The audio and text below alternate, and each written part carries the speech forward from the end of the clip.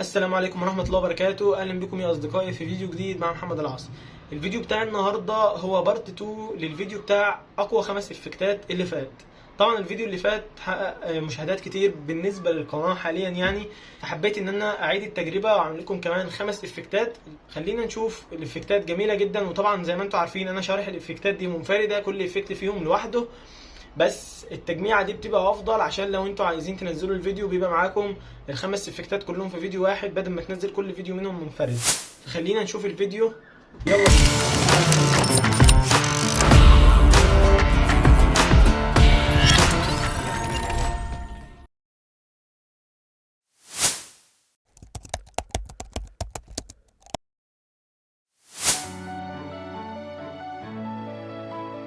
بسم الله، هنبدأ نحدد اللاير. زي ما انت شايف هنبدأ نفرغ اللون الابيض، مش لازم يكون اخضر. الافكت نجيب الافكت بريسيتس، لو مش عارف تجيبها تجيبها من الويندوز زي ما انا عملت كده. تمام تمام، تحددها وبعد كده نبدأ نكتب اسم الافكت هنا في السيرش، تحدد اللاير عشان ننزل على افكت، نكتب اسم الافكت كولر كي. تمام، هيظهر لنا على طول اهو. تمام، حلو اوي. بعد كده ننزله على اللاير ونبدأ نحدد اللون اللي احنا عايزين نشيله من الكولر كي. هنا ناخد نحدد اللون. تمام كده، اللون اتشال في ضغطة زرار في ثواني. تمام، نبدأ بقى ايه، نظبط الحواف بتاعتها شوية، نبدأ نزود ده الكولر بحيث ان هو يخلي الابيض يختفي لاخر خط، فاهم؟ اصلاك يعني ولا ايه؟ تمام. وبعدين زي ما انت شايف، بص الصورة بدأت تبقى احسن من الاول، بس في هنا اللون الاسمر طلع شوية، هو شال ابيض اكتر زيادة عن اللازم، فهنقلله شوية كمان. مش هخليها 15، زي الفل كده، ظبطت كده. تمام، نبدأ بقى كمان نظبط الحروف بتاعتها كده. زي ما انت شايف بص الابيض بيقل خالص، ماشي. وبعدين هنبدأ نخليها مثلا 1 كفاية، اللي هو ايه، تبقى أقل حاجة يعني. تمام، وبعدين نبدأ ننعم الأطراف أكتر بقى، بحيث إن هي تبقى ايه، سوفت كده، مظبطة الدنيا معاك. الفيزر بتاعتها شوف، زي ما انت شايف اللون الأبيض تقريبا اختفى والأطراف بقت ناعمة بشكل كبير يعني. شوف ده قبل وده بعد. تمام، وطبعا الفكرة انت ممكن تستخدمه في حاجات كتيرة جدا يعني، ملهاش عدد. بدل ما تروح تفرغ في الفوتوشوب وترجع ومش عارف ايه، لا يا باشا، انت الافتر افكت موفر لك كل حاجة، انت ممكن تعمل فيه هنا كل حاجة. تمام. قول كده. دي مثلا بقرة، بدل ما انت مثلا تكتب الارقام ممكن تشدها يمين وشمال. زي ما انت شايف هو كذا اوبشن كده، بحيث ان انت تتحكم في الحاجة بكذا طريقة يعني.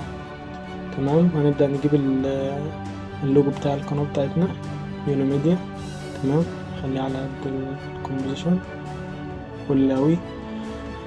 ده مثلا برضو لو انت عايز تفرغ لوجوهات وكلام من ده، برضو تبقى حاجة ممتازة جدا يعني. تحدد اللون الأصفر، هتلاقي اللوجو بص زي ما انت شايف، اللوجو بقى تماما مفيش حواليه أي حاجة. فارم عليك يا ابن الأنثى. يعني حتى مفيش حتى شوائب من اللون الأصفر فاضلة. فبصراحة هو الإفكت جامد يعني. اتكلم عن افكت مميز جدا ومختصر. معلش بقى يا صديقي ان انا عندي برد وصوتي متغير وكده، انا عايزك تستحملني الفيديو ده. فيلا بينا نبدا على طول بدون رأي كتير. احنا النهارده الافكت بتاعنا اسمه سي سي بند ات. تمام، الافكت ده هنشوف دلوقتي هو بيستخدم في ايه. وخلينا دلوقتي نظبط البوينت دي، تمام، فوق وتحت. وبعدين هنبدأ نعمل كي فريم عند البند فوق في الافكت نفسه. وبعدين نبدأ نحط كي فريم تانية عند الثانية رقم 1، ونحط كي فريم كمان عند الثانية رقم 2.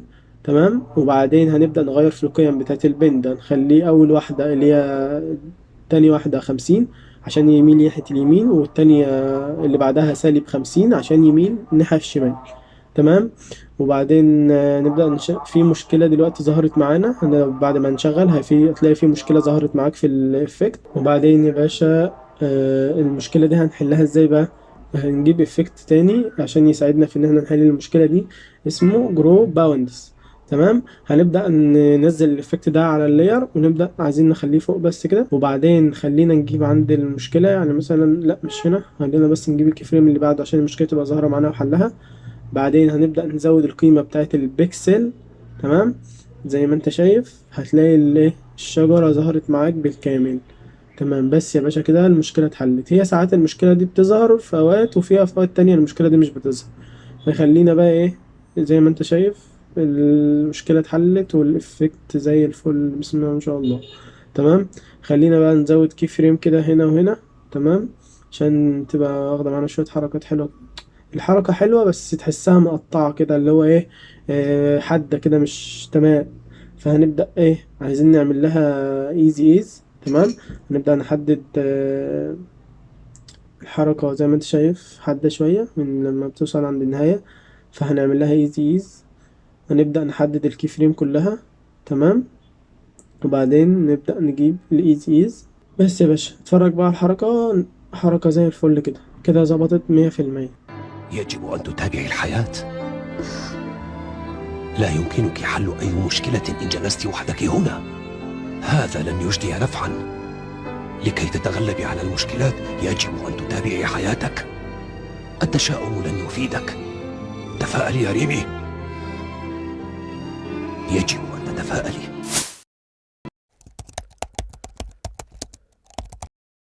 النهاردة هنتكلم عن افكت جامد هيخلي الشغل بتاعك احترافي بطريقة جامدة يعني.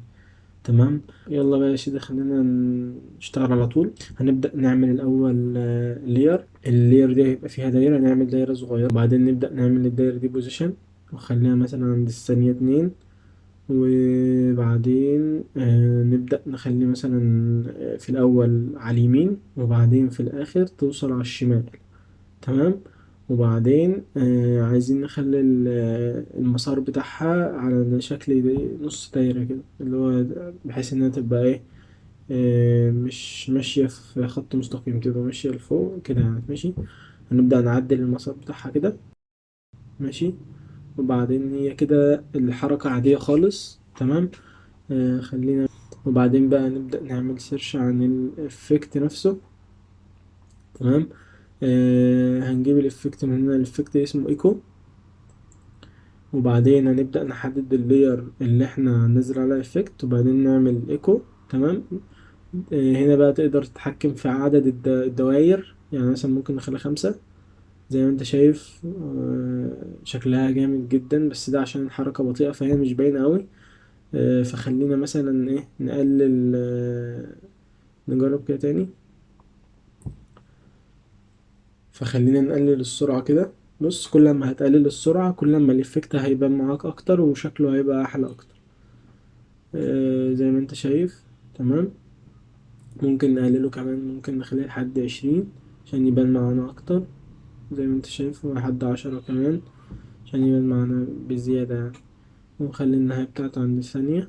تمام. ونبدأ شغل. شايف جامد يعني، عامل كده حاجة شكله جامد بصراحة الإفكت ده، ومفيد. ممكن تعمل بيه حركات كتيرة في حاجات كتيرة يعني.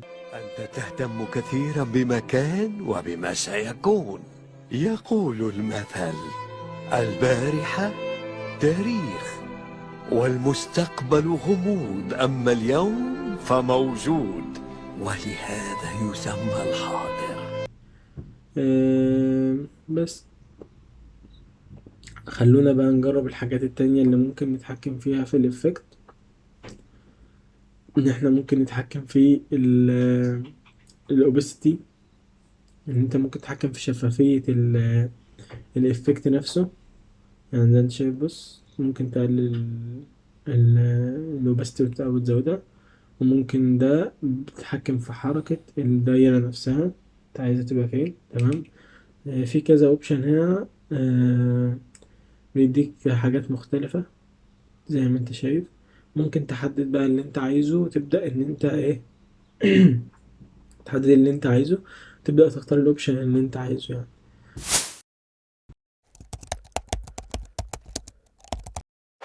النهاردة معانا افكت مش هقول لك بقى ان مفيش حد اتكلم عنه، لا في ناس اتكلمت عنه. احنا هنقول معلومات محدش قالها عن الافكت ده، وحاجات في الافكت ده مهمة جدا. فخلينا النهارده نبدأ ننزل اللير بتاعتنا. هنجيب علم مصر عشان نطبق عليه. هو الإفكت ده كان في حد طلبه من الناس المتابعين للقناة، كان كتبه في كومنت في الفيديو اللي فات، وأنا قلت له لازم أشرحه الأسبوع ده يعني. ماشي. المهم خلينا نظبط الدنيا كده ونهيئ الدنيا للشغل. خلاص كده تمام. نبدأ بقى إيه، نجيب الإفكت يا باشا. هنحدد اللير بتاعتنا، وبعدين نكتب في الإفكت عندي بريسيتس. هنكتب الإفكت اسمه ويف وارب. تمام. بسهولة جدا. تمام. طلع الإفكت هتنزله على نحدد اللير وننزل الإفكت عليه. تمام. وبعد ما ننزل الإفكت زي ما انت شايف الإفكت ظهر بشكل حاد كده. هنبدأ بقى ايه، عايزين نخليه رفرف كده. فهنبدأ ان احنا نزود الموجة، ارتفاع الموجة يكون كبير، وبعدين نخلي عرض الموجة، نزود عرض الموجة لحد ما تبقى شكلها حلو. هتبقى شكلها كويس كده، اكنها موجة بجد، اكن العالم بيرفرف بجد يعني. تمام. هنبدأ نكبر في الموجة. تمام. في العرض بتاع الموجة كمان أزيد لحد ما نوصل للي احنا عايزينه. تمام. أعتقد هي تبقى 500 وحاجة يعني. استنى خلينا نكتبها أفضل. خلينا نكتب مثلا 480. لا لسه عايزة كمان، خلينا 500. أعتقد كده كويس. هنقلل الارتفاع شوية ماشي عشان تظبط أكتر. زي ما انت شايف شكلها ممتاز جدا جدا جدا. آه، بس يا صديقي، الآن مع فقرة الإعلانات اللي ممكن تنجز فيها، تاكل لقمة، تشرب سيجارة، تروح تعمل بيبي. نلتقي بعد الفاصل. لحد هنا ده اللي الناس كلها شرحته، وده اللي الناس كلها اتكلمت عنه. تعالى بقى نشوف اللي الناس ما شرحتوش، والناس اللي ما تعرفوش، والناس اللي ما اتكلمتش عنه في الافكت ده، والافكت ده بيقدر يعمل ايه تاني. يلا بينا نشوف. طبعا خلينا نزود القيم عشان يبدأ الافكت يظهر معانا، اي حاجة نغيرها فيه تظهر معانا. ماشي. خلينا نغير القيم كده. تمام. نزودها خالص. عايزين نزود القيم بحيث انها اي حاجة نعملها تبقى باينة. ده طبعا اتجاه الموجة، اتجاه الريح. شوف انت عايز تظبط الريح بتاعتك جاية منين، وهتظبطه على حسب اللي انت عايزه من السيتنج دي. تمام. ده يا باشا سرعة الموجة او سرعة الهواء. ماشي. هتبدأ ان انت تكبر السرعة، تبدأ تكبر السرعة. ماشي. آه، زي ما انت شايف بتبدأ سريعة. خلينا نرجعها واحد. ماشي. عندنا كمان ايه تاني. احنا ممكن نغير الحاجات من هنا. ممكن ان انت مثلا لو انت العصاية بتاعت العلم اللي هي بتبقى ماسكة العلم دي، ممكن تغير مكانها. ممكن هنا تخليها، هو هنا بيقول لك ليفت، هنا من على الشمال. لو انت عايز العلم يبقى ماسك من الشمال، من ناحية الشمال. ماشي. فزي ما انت شايف كده بيبقى شكلها افضل، تبقى الناحية ثابتة من ناحية الشمال زي ما انت شايف كده، بيبقى شكلها افضل. وهنا لو انت عايز تمسكها من فوق التوب. تمام. ده من فوق بتبقى شكلها افضل وبتبقى مظبوطة يعني. ده لو انت عايز تمسكها من اليمين، هخلي العصاية في الناحية اليمين. فطبعا انت تقدر تتحكم في مكان العصاية هي ان يكن انت عايزها منين يعني. ده لو انت عايزها من تحت. ماشي. لو انت عايز العصاية تبقى ايه اكنك عامل من تحت كده، او ممكن تبقى تستخدمها في الموجة. ماشي. ده لو انت عايز العصاية او مثلا العلم ممسوك من كل الاتجاهات اللي في النص بيتحرك بس. تمام. وده لو انت عايزه من اتجاهين، من اتجاه اليمين والشمال مع بعض، واللي في النص عادي. خلينا نرجعه زي ما كان. تمام. وبعدين نبدأ نجيب بقى ايه حاجات تانية زي دي، تنفع جدا في الشغل. وكمان كل الناس ما اتكلمتش عن الحاجات دي يعني، مفيش حد اعتقد اتكلم عن الحاجات اللي موجودة في الافكت التانية دي. تمام. فخلينا بقى نبدأ نغير في القيم عشان نشوف الحاجات دي ممكن نطلع منها ايه. تمام. زي ما انت شايف ده تحسه كده ايه زي عدسة مكبرة او حاجة بتعدي على العلم. وده تحس ان هو موجة، بس موجة حادة شوية. ماشي. وهنا ممكن نعمل ده كأنك انت حاسه كده كأن في حاجة بتطلع لفوق على طول كده. ماشي. المهم خلينا نشوف ده يا سيدي زي ما تحس ان هو ماشي على سير اسطوانات كده. مش عارف تحسها ماشية على اسطوانات او سير كده. ماشي. او في اسطوانات تحتها فهي ماشية عليها. دي اسطوانات اكبر شوية. تمام. تحسها زي الطبعة كده، طبعة الورق بتمشي ورا بعضها كده. ماشي. تعال نجرب التاني. دي برضو شكلها تحفة جدا. تمام. خلينا نجرب اللي بعده كمان. ايه تاني؟ النويز. ده نويز، لو انت عايز تعمل نويز على العلم برضو شكله كويس. ممكن نعمل سموز نويز. تمام. آه، دي برضو انعم شوية كده. احنا شرحنا تقريبا الافكت كامل، فاكيد عارف ان كل حاجة في ريحها ستوب واتش، بينفع تتحكم في المدة بتاعتها، تقدر تتحكم في مدة ظهورها ومدة اختفائها وكده. سقف اللي بتوع الجرافيكس يا جماعه بيتعبوا قوي قوي قوي قوي.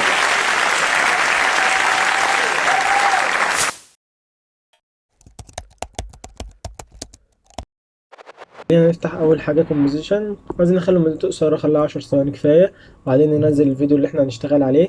تمام. بعدين نعمل سيرش عن الافكت اسمه سي سي بول اكشن. تمام. خلاص جبنا الافكت، عايزين ننزل اللاير اللي هنحط على الافكت بقى. ماشي. عايزين نخلي لونها قريب من لون الفيديو اللي ورا. ماشي. وبعدين نبدأ نظهرها تاني، بعدين نحط عليها الافكت. ماشي. نبدأ بقى ايه، نشوف ايه اللي ممكن يحصل. اولا ده الافكت اللي بيخلي اللاير تتحول لكرات ثلاثية الابعاد كده بالشكل اللي انت شايفه دلوقتي. تمام. طبعا في كذا اوبشن وكذا حاجة ممكن نجربها كلها. تمام. بس خلينا نشوف مثلا دي بتعمل ايه. دي بتخلي الحاجة اكن الكور بتدور حوالين بعضها، ودي بتكبر الكور وتصغرها. تمام زي ما انت شايف. تصغرها تاني. تمام. وعندك ايه تاني؟ دي خلاص عرفنا بكبر الكور وصغرها، نرجعها زي ما هي. خلينا نرجعها زي ما هي. تمام. دي كمان بتعمل ايه؟ تحرك عشوائي للكور كده بشكل عشوائي مش بشكل منتظم. التانية كانت بشكل منتظم في شكل دائري. تمام. خلينا نرجع دي زي ما هي كمان. و... وهنبدأ نخلي دي 20.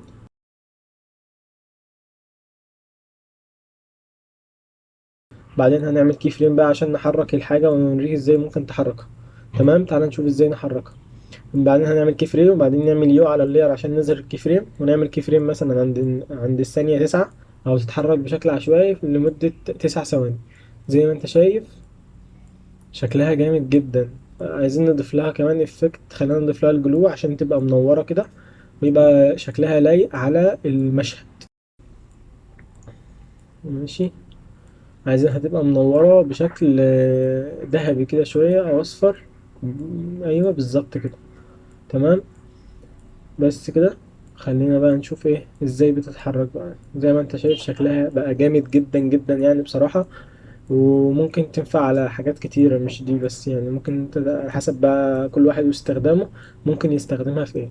شكلها جامد جدا بصراحة، يعني اعتقد هيبقى شكلها احسن شوية لو قللنا الاوبستي. ده الافكت بتاع النهاردة، واتمنى يكون الافكت عجبك. الزغاريت والفرحة التي يتسبب فيها دائما باور فاميلي. ستوب يا ابني، تعالي بقى عشان انا سكتلك. ايوه وانت هبله. بس يا صديقي، وده فيديو النهاردة. اتمنى الفيديو يكون عجبك والمعلومات تكون مفيدة بالنسبة لك. خليك مستنينا عشان الفترة اللي جاية هننزل حاجات اجمد. شكرا جدا ليكم. السلام عليكم.